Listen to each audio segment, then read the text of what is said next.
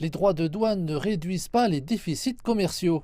Les dernières données commerciales du département américain du commerce montrent qu'en 2021, le déficit commercial des États-Unis avec la Chine a augmenté de 45 milliards de dollars pour atteindre 355,3 milliards de dollars. Quant à celui avec l'Union européenne, il a augmenté de 35,4 milliards de dollars pour atteindre 219,6 milliards de dollars. La baisse de la demande due à la pandémie de Covid-19 est en partie responsable, tout comme la hausse des prix et l'inflation. Cependant, les exportations américaines n'ont pas suivi.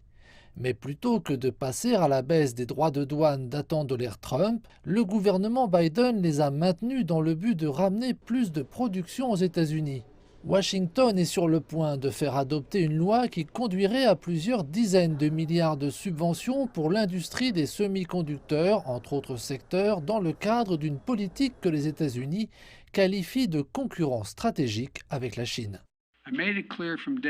J'ai été clair dès le premier jour.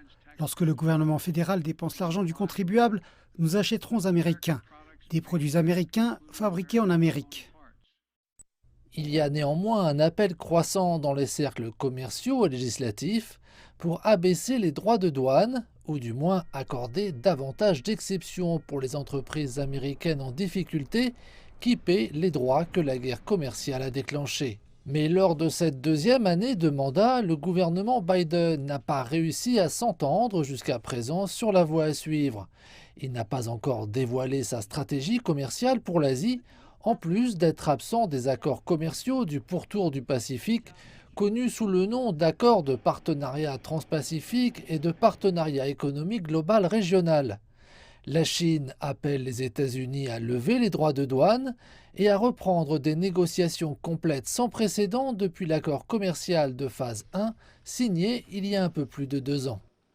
L'essence des relations économiques et commerciales sino-américaines génère des avantages mutuels et des résultats gagnant-gagnant.